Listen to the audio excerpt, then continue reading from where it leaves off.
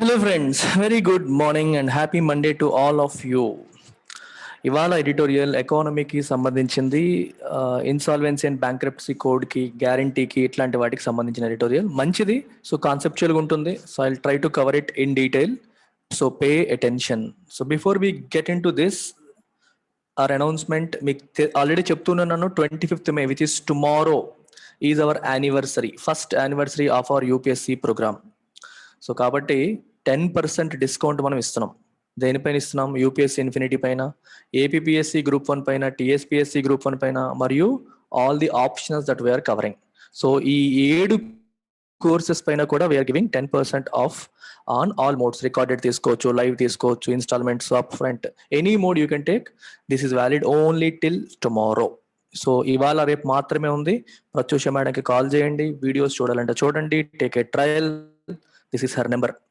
Note this number, call her, see trial, videos చూడండి, నచ్చితే join అయిపోండి. పిఎస్ఐఆర్కి, సోషియాలజీకి నిన్ననే కొత్త బ్యాచెస్ స్టార్ట్ అయ్యాయి.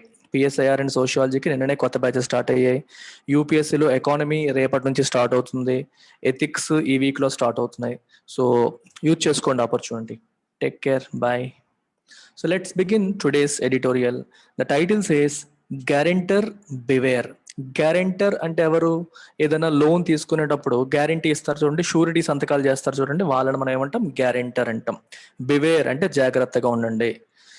ఎందుకంటే గ్యారెంటీ, ఏదైనా కంపెనీకి లోన్ తీసుకునేటప్పుడు పర్సనల్ గ్యారెంటీ ఇచ్చే వాళ్ళ వైపు ఎవరు అంత తొందరగా వచ్చేవాళ్ళు కాదు. బ్యాంక్ వాళ్ళు ఫస్ట్ కంపెనీ ఆస్తులన్నీ అమ్మిన తర్వాత వచ్చేది. ఇప్పుడు కొంచెం సిచ్యువేషన్ మారుతుంది. సుప్రీంకోర్టుకి కేసులు వెళ్ళాయి. సో ఆ డీటెయిల్స్ అన్ని చెప్తా. ఎడిటోరియల్లో ఉన్నదంతా అదే. So entrepreneurs signing guarantee will have to be certain that the business will not flounder. Flounder అంటే ఫేస్ డిఫికల్టీ అని, స్ట్రగుల్ అని అర్థం. బిజినెస్ ఎవరైతే ఆంటర్ప్రెన్యూర్స్, ఈ ఓనర్స్ ఎవరైతే ఉన్నారో, బిజినెస్ ఓనర్స్ ఎవరైతే ఉన్నారో, గ్యారంటీ సంతకాలు పెడుతున్న వీళ్ళంతా కూడా they have to be certain that the business will not flounder. Flounder అంటే ఫేస్ డిఫికల్టీ లేదా స్ట్రగుల్. నువ్వు సంతకం పెట్టాలనుకుంటే ఫస్ట్ చూసుకోండి, కంపెనీ స్ట్రగుల్ అవుతుందా, లేకపోతే ప్రాఫిటబుల్ గా ఉంటుందా, ప్రాఫిట్స్ వస్తాయి, మంచిగా రన్ అవుతుంది అనుకుంటే సైన్ చేయండి, లేకపోతే రిస్క్ లో పడిపోతారు అని అర్థం. జనరల్ గా ఏమవుతుందంటే, హూ ఈజ్ ఎ ప్రమోటర్? ఒక కంపెనీలో మాక్సిమం షేర్స్ ఉన్న వ్యక్తిని మనం ప్రమోటర్ అంటాం. షేర్ హోల్డర్ ఆయనే బేసికల్ గా ఓనర్. కంపెనీ తరపున లోన్కి వెళ్ళినప్పుడు కంపెనీ పర్ఫార్మెన్స్ అంత గొప్పగా లేదనుకోండి, బ్యాంక్ వాళ్ళు ఏమంటారంటే గ్యారంటీ ఇవ్వండి, మేము లోన్ ఇస్తాను కానీ వీ నీడ్ గ్యారంటీ అంటారు. వీళ్ళు ఏం చేస్తారంటే ఆయన personal capacity, company performance great గా ఉండకపోవచ్చు, కానీ ఈ కంపెనీ ఓనర్ దగ్గర డబ్బులు బాగా ఉండొచ్చు కదా, ఆయన బాగా ఆస్తిపరుడు ఉండొచ్చు కదా, ఆయన గ్యారంటీ సంతకం పెడతాడు. తన కంపెనీకి తనే గ్యారంటీ సంతకం పెడతాడు. సో నేను గ్యారంటీ ఇస్తాను, షూరిటీ ఇస్తాను, లోన్ ఇవ్వండి అని చెప్తే బ్యాంకులు ఇచ్చేస్తాయి. కానీ కంపెనీ పర్ఫార్మెన్స్ లేక పాడైపోయినప్పుడు, సరిగ్గా రన్ చేయనప్పుడు ఆ కంపెనీ ఆస్తులన్నీ అమ్మి మాత్రమే బ్యాంకులు వసూలు చేసుకుంటున్నాయి. గ్యారెంటర్ దగ్గరికి వెంటనే రావడానికి అవ్వట్లేదు. సో ఇష్యూస్ ఉన్నాయి, దీంట్లో చిన్న చిన్న లూప్ హోల్స్ ఉన్నాయి. సో దానికి సంబంధించిన ఎడిటోరియల్ ఇది. సో అటెన్షన్ పే చేస్తే మీకు అర్థమైపోతుంది. The supreme court judgment upholding the creditors right to proceed against personal guarantors to loans provided by them to a corporate borrower helps lift the uncertainty over the extent to which banks and other financial lenders can pursue not only the corporate debtor but also the individuals who had furnished personal guarantees to enable the free flow of credit to the company that stood surety for. So ఇది చూసినప్పుడు కొంచెం భయం వేస్తుంది, because lot of jargon comes in to picture. ఇక్కడ ఎక్కువ words ఉంటే భయపడిపోతారు. First చూడండి, creditors. Creditor అంటే అర్థం ఏంటి? అప్పు ఇచ్చేవాడు. గుర్తుపెట్టుకోండి, క్రెడిట్ ఇచ్చేవాడు, అప్పు ఇచ్చేవాడు క్రెడిటర్. అంటే ఎవరు? బ్యాంకులు, క్రెడిటర్స్. తర్వాత కార్పొరేట్ బారోవర్. కార్పొరేట్ బారోవర్ అంటే అర్థం ఏంటి? Corporate company which has taken loan. Loan తీసుకున్న company corporate borrower. Corporate debtor అన్న సేమ్ మీనింగే. డెటర్ అంటే అప్పు తీసుకున్న వాళ్ళు లేదా బారోవర్. క్రెడిటర్ అంటే అప్పు ఇచ్చేవాళ్ళు. బ్యాంక్ క్రెడిటర్, కంపెనీ డెటర్ లేదా బారోవర్. ఓకే, ఫైనాన్షియల్ లెండర్స్ అన్న బ్యాంకులే, ఎవరైతే అప్పు ఇచ్చారో వాళ్ళు. లెండర్ అంటే అప్పు ఇచ్చేవాళ్ళు. ఇవి మనకు తెలిసిన పదాలు. షూరిటీ అంటే తెలుసు కదా, షూరిటీ ఇస్తూ కొంతమంది పర్సనల్ గ్యారంటీలు ఇస్తారు లోన్ ఇవ్వడం కోసం. మీకు ఒక ఎగ్జాంపుల్ గా తీసుకోవాలంటే, అంబానీ ఉన్నారు, రిలయన్స్ ఉంది, ఎస్బీఐ ఉంది. రిలయన్స్ ఏమో ఎస్బీఐకి లోన్ అడిగింది. ఎస్బీఐ ఏమడిగింది? నాకు గ్యారంటీ కావాలి అంది. సో అంబానీ వచ్చి సైన్ చేశారు. అంబానీ సైన్ చేశారు, అంబానీ దగ్గర చాలా డబ్బులు ఉన్నాయి కాబట్టి అంబానీకి చెందిన రిలయన్స్ కంపెనీకి కూడా నేను ఇస్తాను అని చెప్పి ఎస్బీఐ వాళ్ళు లోన్ ఇచ్చారు. ఇలా అర్థం చేసుకోండి. So Ambani is the guarantor, personal guarantor. He is also the promoter or the majority stakeholder of the company. Reliance is the corporate debtor లేదా corporate borrower. SBI is the creditor లేదా financial lender లేదా bank. Ambani is the personal guarantor, guarantee ఇచ్చిన అతను కాబట్టి అతను పెట్టిన సంతకమే surety సంతకం, guarantee పెట్టిన సంతకం. I hope it is clear. So ఇలా మీరు ఒక చిన్న ఎగ్జాంపుల్ తీసుకుంటే మీకు ఈజీగా అర్థమైపోతుంది. So nothing is difficult. So ఇక్కడ ఏం రాశారు చూడండి. ఇప్పుడు టెర్మినాలజీ అంతా చెప్పేశాను కదా, ఒకసారి ఏం రాశారో చూద్దాం. The supreme court judgment upholding. Uphold అంటే అర్థం ఏంటి? సపోర్ట్ చేయడం, కన్ఫర్మ్ చేయడం. అంటే ఏదన్నా ఒక డెసిషన్ సపోర్ట్ చేయడానికి కానీ అది కరెక్టే అని చెప్పి కన్ఫర్మ్ చేయడం ఏమంటాం? అప్హోల్డింగ్. దేన్ని అప్హోల్డ్ చేసింది? Creditors right. క్రెడిటర్స్ అంటే ఎవరు? అప్పిచ్చిన వాళ్ళ రైట్ అంటే హక్కు. ఈ దేనికి? To proceed against personal guarantors. Personal guarantee ఇచ్చిన వాళ్ళు, ఫర్ ఎగ్జాంపుల్ ఇందాక ఎగ్జాంపుల్లో SBI can proceed against Ambani. Example ప్రకారం చెప్తాను, ముఖేష్ అంబానీ పైన వాళ్ళు ప్రొసీడ్ అవ్వచ్చు. దేనికి? To loans provided by them. ఎందుకు? వీళ్ళు వాళ్ళకి ఇచ్చిన లోన్స్ పరంగా. Them to a corporate borrower. ఎవరా కార్పొరేట్ బారోవర్? ఇక్కడ రిలయన్స్. ఎగ్జాంపుల్ చెప్తున్నాను మీకు, యాక్చువల్గా జరిగింది కాదు, మీకు ఎగ్జాంపుల్ కోసం చెప్తున్నాను. ఈ డెసిషన్ ఏం చేసింది? సో వీళ్ళకి రైట్ ఉంది అంటే ఏంటి? ఒకవేళ రిలయన్స్ వాళ్ళు ఎస్బీఐకి కట్టకపోతే అంబానీ గారు ఆల్రెడీ షూరిటీ సంతకం పెట్టారు కాబట్టి అంబానీ గారి వైపు నేను వెళ్ళవచ్చు, ఆయన మీద కేసు పెట్టి డబ్బులు వసూలు చేసుకోవచ్చు అని సుప్రీంకోర్టు కన్ఫర్మ్ చేసింది. అది విషయం, ఇక్కడ మనం అర్థం చేసుకోవాల్సిన విషయం అది. This ought to be of significant consequence. Ought to be అంటే should be. ought to plus should పెట్టండి. This should be of significant consequence to the financial system. So ఇది చాలా ఇంపార్టెంట్. దీని యొక్క పర్యవసానాలు చాలా సిగ్నిఫికెంట్ గా ఇంపార్టెంట్ గా ఉండబోతాయి ఫినాన్షియల్ సిస్టమ్ లో. And financial system which is already under a mountain of bad loans. చాలా బ్యాడ్ లోన్స్ తో సఫర్ అవుతుంది. పర్వతాల్లాగా నిండిపోతున్నాయి bad loans. What is a bad loan? టైంకి రాని లోన్ అన్ని కూడా బ్యాడ్ లోన్. ఈఎంఐస్ కట్టనవి, టైంకి అసలు రానిది, వడ్డీ రానిది, ఇవన్నీ కూడా బ్యాడ్ లోన్స్. ఆల్రెడీ ఇవి పర్వతం లాగా పేరుకుపోతున్నాయి. అలా సఫర్ అవుతున్న ఫైనాన్షియల్ సిస్టమ్ కి ఇది ఒక మంచి పరిణామం కింద మనం తీసుకోవచ్చు. ఎలా? By helping expedite resolution of such stressed assets. Expedite అంటే స్పీడప్, రిజల్యూషన్ అంటే అర్థం ఏంటి? పరిష్కారం చూపించడం. దేని పరిష్కారం చూపించడం? Of such stressed assets. పదాలు చూడండి. ఎసెట్, మామూలుగా ఎసెట్ అంటే అర్థం ఏంటి? ఆస్తి. ఎసెట్స్ ఎక్కువ ఉన్నాయరా పలానాడికి అంటామంటే ఆస్తి. బ్యాంకు పరిభాషలో వాట్ ఈజ్ అన్ ఎసెట్? ఒక బ్యాంక్ కి, ఇది చాలాసార్లు నేను చెప్తుంటాను క్లాస్లో, బ్యాంక్ కి చూడండి, బ్యాంక్ లోన్స్ ఇస్తుంది, డిపాజిట్స్ సేకరిస్తుంది, అంతేనా?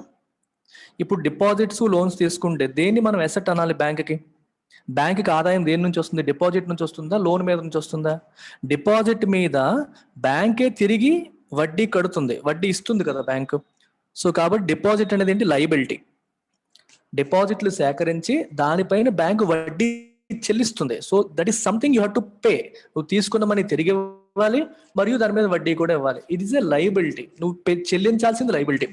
లోన్ ఇచ్చింది కరెక్టే, కానీ లోన్ మనకి తిరిగి వస్తుందిగా, విత్ వడ్డీ వస్తుంది. లోన్ వల్ల అడ్వాంటేజ్ అంటే లోన్ తిరిగి వస్తుంది, మళ్ళీ విత్ ఇంట్రెస్ట్ తో పాటు వస్తుంది. అది డిపాజిట్ల మీద వచ్చే వడ్డీ కంటే ఎక్కువ వడ్డీ వస్తుంది. సో బ్యాంకులకు ఆదాయం అంతా ఎక్కడి నుంచి? లోన్స్ నుండే వస్తుంది. కాబట్టి లోన్ ని బ్యాంక్ పరిభాషలో అసెట్ అని అంటాం. అర్థమైందా? ఇక్కడ ఏం రాశారు? Stressed asset. What is the meaning of stressed asset? An asset which is under stress. ఒక లోన్ స్ట్రెస్ లో ఉందంటే అర్థం ఏంటి? సరిగ్గా పేమెంట్ జరగట్లేదు, ఈఎంఐ సరిగ్గా రావట్లేదు అని అర్థం. మరి స్ట్రెస్డ్ అసెట్స్ వచ్చినప్పుడు ఏం చేస్తారు? రిజల్యూషన్.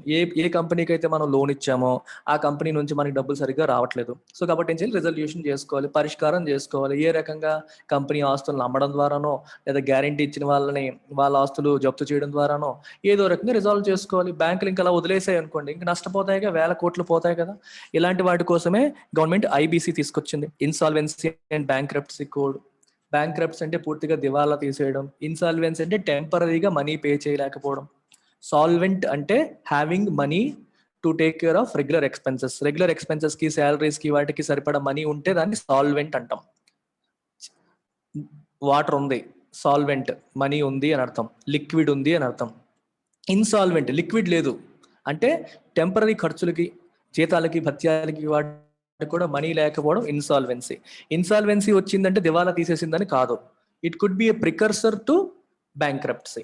అంటే ఈ రోజు నీ దగ్గర డబ్బులు లేవు, జీతాలు ఇవ్వలేని పరిస్థితి ఒక కంపెనీ వచ్చిందంటే అది ఒక 2-3 నెలలు 4-5 నెలలు కంటిన్యూ అయింది అనుకోండి, ఏదో రోజు దివాలా తీసేస్తుందని అర్థం. ఇన్సాల్వెన్సీ అనేది temporary non availability of liquid are money. Bankruptcy is permanent disability, ఇంకా మొత్తం డబ్బులు లేకపోవడం, అసలు ఏమీ చెల్లించలేని పరిస్థితికి వచ్చేయడం బ్యాంక్రప్ట్సీ. అది దివాలా. In fact bankruptcy is a legal word. అంటే నీకు అఫీషియల్ గా కంపెనీని బ్యాంక్రప్ట్ అని లీగల్ గా ముద్ర ఇస్తే బ్యాంక్రప్ట్ అంటాం. ఇన్సాల్వెన్సీ అనేది temporary problem. Insolvency is not a legal word. Bankrupts అనేది లీగల్ గా ఇప్పుడు మనకి చట్ట ప్రకారం బ్యాంక్రప్ట్ అనేస్తాం అనమాట. అలా అంటే అప్పుడు బ్యాంక్రప్ట్. అది మీరు గుర్తుపెట్టుకోండి. అంటే ఇలా ఎప్పుడైనా బ్యాంకుల దగ్గర లోన్ తీసుకుని ఎవరైనా ఎగ్గొట్టినప్పుడు బ్యాంకుకు ఉన్న రెజల్యూషన్ ఏంటి?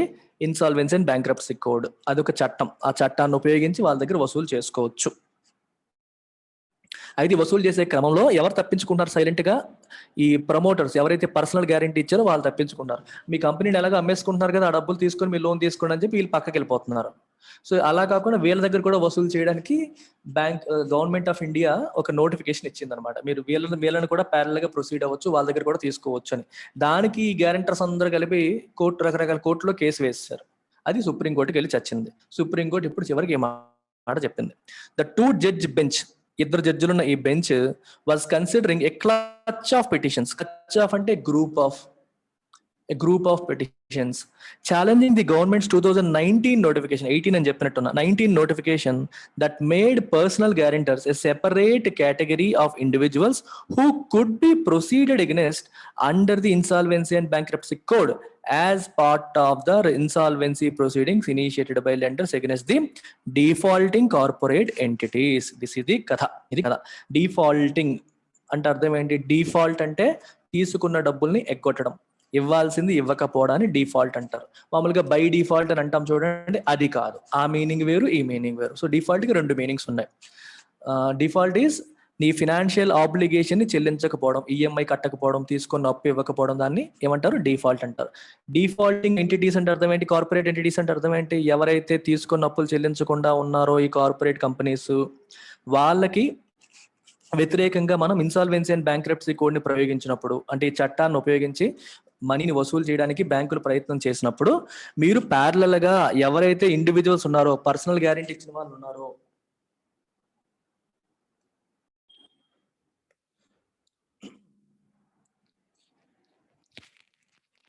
సో డిఫాల్ట్ చేయడం అంటే అర్థమైంది కదా. సో తీసుకున్న మనీని ఇవ్వకపోవడం అనమాట.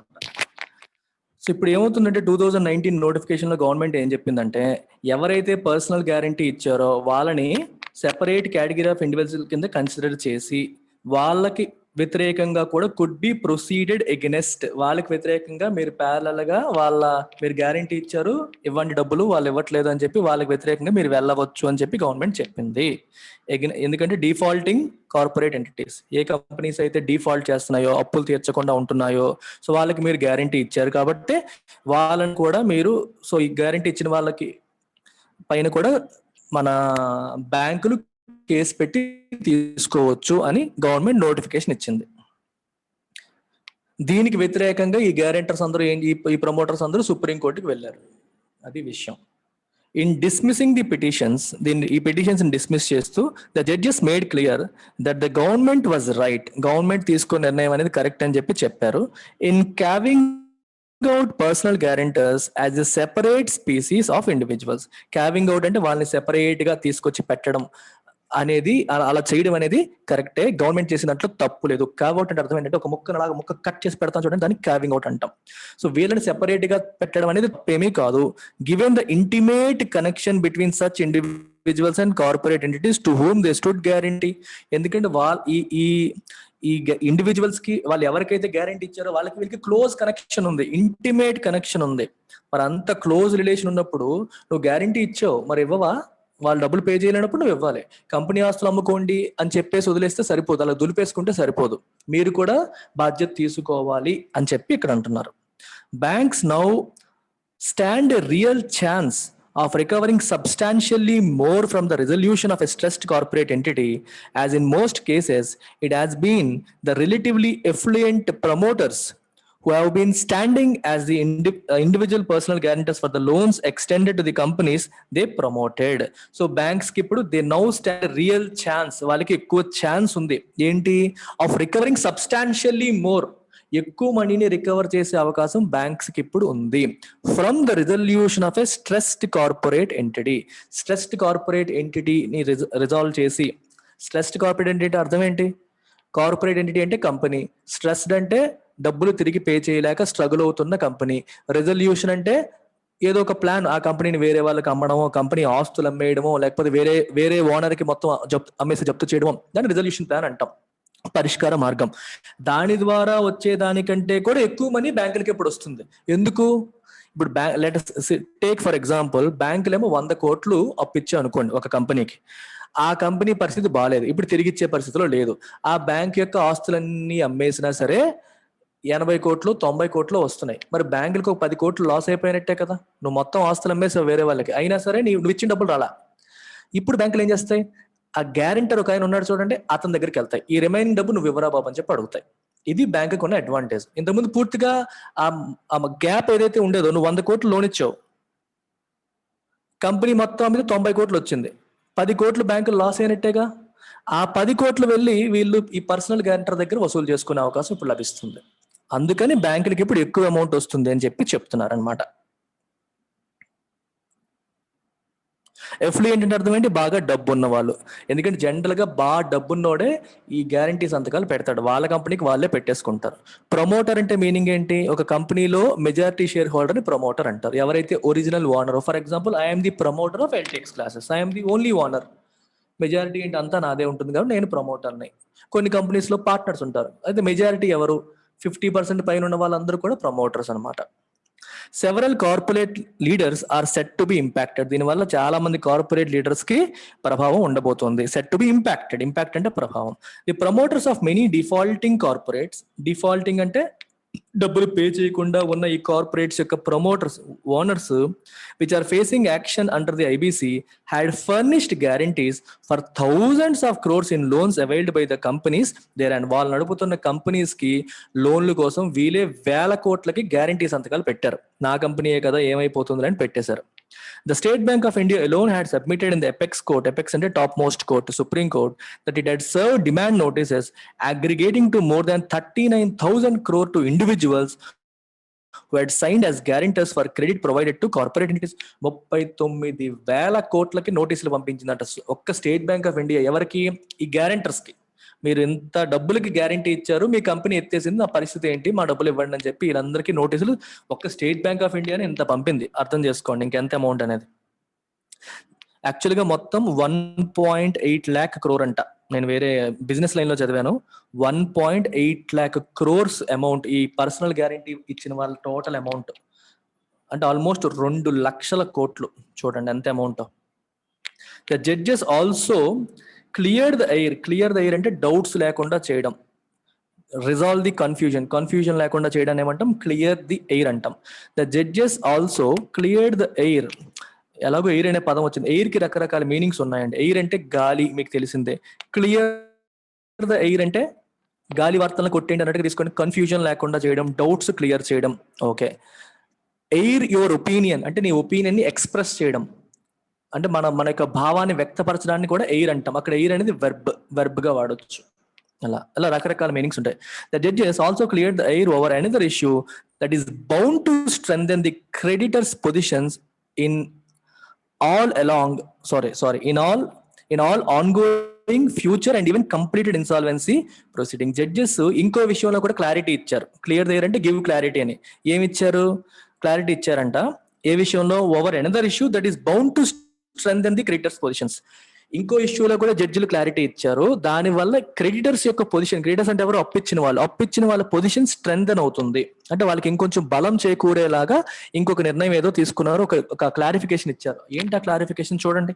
ద బెంచ్ రూల్డ్ అంటే అర్థం ఏంటి? తీర్పిచ్చింది. ఏమని? The approval of a resolution plan for the corporate డెటర్ does not extinguish the personal guarantor's liability, which it said arises out of an independent contract. ఇది మీరు అర్థం చేసుకోండి. మీకు ఇందాక ఎగ్జాంపుల్ తీసుకోండి. SBI రిలయన్స్, ముఖేష్ అంబానీ ముగ్గురున్నారు కదా. సో బ్యాంక్ లోన్ ఇచ్చింది, Reliance కట్టలేదు అండ్ ముఖేష్ అంబానీ సంతకం చేశారు. తర్వాత రిలయన్స్ వాళ్ళేమో డబ్బులు కట్టట్లా. అప్పుడు ఏమైందంటే ఎస్బీఐ రిలయన్స్ కలిపి ఒక రెజల్యూషన్ ప్లాన్ అప్రూవ్ చేసుకున్నాయి. రెజల్యూషన్ ప్లాన్ అంటే అర్థం ఏంటి? మీరు డబ్బులు కట్టట్లేదు, సో నేను ఇన్సాల్వెన్సీ అండ్ బ్యాంక్రప్సీ కోడ్ చట్టం ప్రకారం మీ ఆస్తులు నేను అమ్మేద్దాం అనుకుంటున్నామని చెప్పి ఎస్బీఐ వాళ్ళు మిగిలిన బ్యాంకర్స్ అందరూ రిలయన్స్ టేక్ ఓవర్ చేసి రెజల్యూషన్ ప్లాన్ మాట్లాడుకుంటారు. అందరికీ ఓకే అయితే అప్రూవ్ చేసుకుంటారు. అప్పుడు ఈ రిలయన్స్ ని లెట్సే అదానియో ఎవరో కొనడానికి వచ్చారు అనుకోండి. రిలయన్స్ మొత్తం అదానికి అమ్మేస్తారు. అదాని ఇచ్చిన డబ్బులు ఎస్బీఐ వాడు తీసుకుంటాడు. ఇది జనరల్ గా జరిగేది. అయితే విషయం ఏంటి, ఇక్కడ రెజల్యూషన్ ప్లాన్ అప్రూవ్ అయ్యింది అంటే అర్థం అంబానీకి ఇంకే పని లేదు అంటే అంబానీకి ఇంక ఎటువంటి ప్రాబ్లం లేదు అని కాదు. చూసారు ఇక్కడ ఏం రాశారు? Does not extinguish the personal guarantor's liability. Personal guarantor ఎవరైతే ఉన్నాడో అతని లయబిలిటీ ఎక్స్టింగ్విష్ అవ్వదు. ఎక్స్టింగ్విష్ అంటే అర్థం ఏంటి? పూర్తిగా నాశనం అయిపోవడం, ఆరిపోవడం, ఆగదు. అప్పటికి కూడా అతని లయబిలిటీ ఉంటూనే ఉంటుంది. Which it said arises out of an independent contract. ఒక ఇండిపెండెంట్ కాంట్రాక్ట్ ద్వారా లయబిలిటీ వచ్చింది, ఎందుకంటే వేరేగా నువ్వు బ్యాంక్కి సంతకం పెట్టించావు. సో ఇది సెపరేట్, అర్థమైందా? బ్యాంకుకు నువ్వు వేరేగా సంతకం పెట్టించావు. It is an independent contract. So కాబట్టి బ్యాంక్ వాడు నీ దగ్గరికి మళ్ళీ వచ్చి డబ్బు అడిగే అవకాశం ఉంది. వాళ్ళు తేల్చుకున్నారు, నాకు ఇంకా సంబంధం లేదు, నన్ను వదిలేయండి అనడానికి లేదు అని సుప్రీంకోర్టు క్లారిటీ ఇచ్చింది. అదే సుప్రీంకోర్టు ఇచ్చిన క్లారిటీ. సో దీనివల్ల ఏమవుతుంది, రిలయన్స్ వాళ్ళ దగ్గర డబ్బులు తీసుకున్నకి బ్యాంక్ వాళ్ళు ఇచ్చిన టోటల్ లోన్ అమౌంట్ ఇంకా రాలేదనుకోండి, they can now go to the guarantor దగ్గరికి వెళ్ళి, బాబు నాకు రాలేదు ఇంకా, మిగిలింది నువ్వు ఇవ్వని చెప్పి అడిగే అవకాశం ఉంది. అర్థమైందా? Lenders can now proceed against the guarantors to enhance recovery. Most banks agree to haircuts. చాలా ఇంపార్టెంట్ వర్డ్ ఇది. When negotiating a resolution plan with a new promoter for defaulting company. Hair cut అనే పదం చాలా important. అంటే మనం మామూలుగా తెలిసిన hair cut కాదు. ఫినాన్స్ లో హెయిర్ కట్ అంటే మీనింగ్ ఏంటంటే 2 రకాల మీనింగ్స్ ఉంటాయి. ఇక్కడ వచ్చిన మీనింగ్ ఒకటే, జనరల్ గా ఉండే మీనింగ్ చెప్తాను. మీరు ఎప్పుడైనా సరే ఒక బ్యాంక్ దగ్గరికి వెళ్ళి మీ దగ్గర ఉన్న ల్యాండో లేకపోతే ఇల్లు తాకట్టు పెట్టి కొల్లేటర్లుగా చూపించి హామీగా చూపించి లోన్ అడిగారు అనుకోండి. మీరు తాకట్టుగా చూపించిన ఇల్లు యొక్క value, market value let us say 1 crore అనుకోండి. బ్యాంక్ వాళ్ళు కన్సిడర్ చేసినప్పుడు దానికి 1 crore అని చెప్పి అనుకోదు. Market value 1 crore. ఈ రోజు మీరు ఇలా అమ్మేస్తే 1 crore వచ్చేస్తుంది. కానీ బ్యాంక్ ఎప్పుడు కూడా రిస్క్, టైం రిస్క్ ఉంటుంది కదా. ఈ రోజు 1 crore ఉండొచ్చు, రేపు పొద్దున్న తగ్గిపోవచ్చు, పెరగొచ్చు, తగ్గొచ్చు, వేరియబిలిటీ ఉంటుంది. అందుకని బ్యాంక్ ఏమనుకుంటుంది అంటే 1 crore ఉంది కాబట్టి నేను 1 crore వర్త్ లోన్ ఇవ్వను, మా రికార్డ్స్ లో మేము 80 లక్షలు రాసుకుంటాం లేదా 90 లక్షలు రాసుకుంటాం, based on its own risk assessment తగ్గించుకుంటది. ఆ డిఫరెన్స్ ఏదైతే ఉందో మార్కెట్ వాల్యూకి బ్యాంక్ వాళ్ళు వాళ్ళ పుస్తకాల్లో మెయింటైన్ చేసే దానికి ఎంత వాల్యూ అస్క్రైబ్ చేస్తున్నారు, అర్థమవుతుందా? ఎంత వాల్యూ దానికి అట్రిబ్యూట్ చేస్తున్నారు అన్నదానికి ఉన్న డిఫరెన్స్ ని మనం హెయిర్ కట్ అంటాం. యాక్చువల్ మార్కెట్ వాల్యూ 1 crore, కానీ బ్యాంక్ వాడు ఆ ఎసెట్ కి ఇస్తున్న వాల్యూ 90 lakhs అనుకుంటే 10 lakhs బికమ్స్ హెయిర్ కట్. ఇది జనరల్ గా హెయిర్ కట్ ఉండే మీనింగ్. కానీ ఇప్పుడు ఇచ్చిన సెంటెన్స్ లో హెయిర్ కట్ కి మీనింగ్ అది కాదు. ఇక్కడ ఏ మీనింగ్ వస్తుందో కూడా చూద్దాం. Look at this. ఇందాక చెప్పినట్టుగా మనకి ఎస్బీఐ, రిలయన్స్, అంబానీ, అదానీ ఇలా తీసుకున్నప్పుడు మీకు ఏమవుతుంది, ఈ రిలయన్స్ వాళ్ళు డబ్బులు తీసుకున్నారు ఎస్బీఐ దగ్గర కానీ కట్టలేకపోయారు. సో రెజల్యూషన్ ప్లాన్ అనుకున్నారు, రిలయన్స్ ఆస్తులన్నింటినీ కలిపి అమ్మేద్దామని ఫిక్స్ అయిపోయారు. సో దాన్ని తీసుకొచ్చి అదానికి అమ్మేశారు అనుకోండి. అదానికి అమ్మినప్పుడు ఏమవుతుందంటే అదాని ఏం చేస్తారు, ఈ రిలయన్స్ యొక్క యాక్చువల్ మార్కెట్ వాల్యూ 100 crores అనుకుంటే అదాని అంటాడు నేను ఇవ్వను, ఎందుకంటే మీరు అవసరంలో ఉండి అమ్ముతున్నారు బేసికల్ గా. అర్థమవుతుందా? వాళ్ళు స్ట్రెస్ లో ఉన్నారు, ఎలాగూ తప్పదు, అమ్మకి తప్పదు, దాన్ని అదాని క్యాష్ చేసుకుంటాడు. కామన్ అది. ఎవరైనా చూడండి, తప్పక నాకు ఇమీడియట్ గా అవసరమైంది అమ్మినప్పుడు ఏం చేస్తాం, యాక్చువల్ మార్కెట్ వాల్యూ కంటే తక్కువ ఇస్తాం. 100 crores మార్కెట్ వాల్యూ ఉన్నా Adani might say I will only give you 90 crores. కానీ అప్పటికున్న సిచ్యువేషన్ లో బ్యాంక్ ఏం చేస్తుంది, ఒప్పేసుకుంటుంది. తప్పదు, ఒప్పేసుకుంటుంది. ఎందుకంటే బ్యాంక్ పని వేరే వాళ్ళకి లోన్లు ఇచ్చుకోవడం. ఇలా కేసుల్లో రోజంతా కూర్చొని ఉంటే వాళ్ళ పనులు సరిగ్గా అవ్వవు. అందుకని బ్యాంక్ ఏం చేస్తుంది, దే విల్ యాక్సెప్ట్ ఇట్. ఇప్పుడు ఈ రెండింటికి మధ్యలో ఉన్న డిఫరెన్స్ ఏంటి, 10 crores. This becomes hair cut. I hope it's pretty clear to all of you. అది హెయిర్ కట్ అవుతుంది అనమాట. ఇందాక చెప్పిన హెయిర్ కట్కి దీనికి చిన్న డిఫరెన్స్, అందుకే రాశారు most banks agree to hair cuts and negotiating, అంటే బేరం ఆడినప్పుడు కూర్చొని డిస్కస్ చేసినప్పుడు resolution plan with a new promoter for the defaulting company వాళ్ళు యాక్సెప్ట్ చేస్తాయి. కాబట్టి ఇప్పుడు అట్లీస్ట్ ఆ పోయిన డబ్బుల్ని డైరెక్ట్గా గ్యారెంటర్ దగ్గరికి వెళ్ళి వసూలు చేసుకునే అవకాశం బ్యాంకులకి ఉంటుంది. That's what we are trying to say here.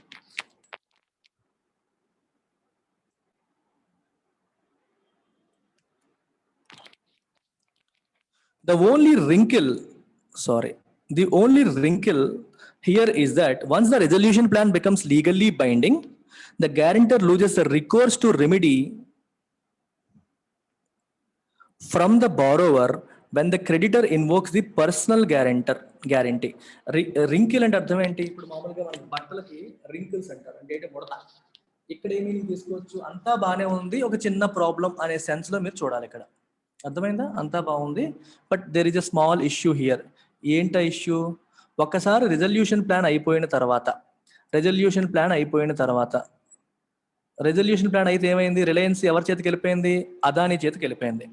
Adani చేతికి రెజల్యూషన్ వెళ్ళిపోయిన తర్వాత బ్యాంక్ వాడు, ఎస్బీఐ వాడు అంబానీ దగ్గరికి వచ్చాడు అనుకోండి, నువ్వు గ్యారంటీ ఉన్నావు, డబ్బులు ఇవ్వు అని చెప్పి. ఇప్పుడు అంబానీ మళ్ళీ కంపెనీకి వెళ్ళడానికి అవ్వదు, రిలయన్స్కి వెళ్ళి ఒకసారి మాట్లాడతాను, సిచ్యువేషన్ ఏంటో చూస్తాను అనడానికి అవ్వదు. He loses the recourse to remedy from the borrower. ఎవరైతే అప్పు తీసుకున్నాడో వాళ్ళ దగ్గరికి వెళ్ళి మాట్లాడడానికి అవ్వదు. రికోర్స్ టు రెమెడీ అంటే చికిత్స అంటాం చూడండి, రెమెడీ అంటే పరిష్కారం లాగా, రికోర్స్ అంటే మళ్ళీ మేమిద్దరం ఇంకోటి మాట్లాడుకుంటాం అని చెప్పడానికి స్కోప్ ఉండదు, ఎందుకంటే కంపెనీ ఆల్రెడీ వేరే వాళ్ళ చేతిలోకి వెళ్ళిపోయింది. అండ్ కాబట్టి అతనికి వేరే ఛాన్స్ లేదు, చచ్చినట్టు బ్యాంక్తో సెపరేట్గా డీల్ చేసుకోవాలి తప్పితే నాకు కంపెనీకి వేరే కనెక్షన్స్ ఉన్నాయి, డీల్ చేసుకుంటాం, మాట్లాడుకుంటాం అనే అవకాశమే లేదు. అది ఇక్కడ విషయం. Entrepreneurs will now have to think twice before signing a personal guarantee unless they can be very certain that the business they found will not ఫ్లాండర్. అందుకే చెప్పారు, ఈ ఓనర్స్ ఎవరైతే ఉన్నారో ఒకటికి రెండు సార్లు ఆలోచించుకోవాలి పర్సనల్ గ్యారంటీ సైన్ చేయాలి అంటే. Unless they can be very certain business they found will not flounder, వాళ్ళు స్థాపించిన ఆ కంపెనీ డిఫికల్టీస్ ఫేస్ చేయదు, స్ట్రగుల్ అవ్వదని స్ట్రాంగ్ గా నమ్మకం ఉంటేనే వెళ్ళి సైన్ చేయండి, లేకపోతే మీరు దెబ్బైపోతారు తర్వాత అని చెప్పి లాస్ట్ లో రాశారు. I hope it is clear to all of you. So చాలా జార్గన్ ఉంటుంది, బట్ చాలా ఈజీ. ఒకటికి రెండు సార్లు వినండి, అర్థమైపోతుంది ఈజీగా. Take care, by by.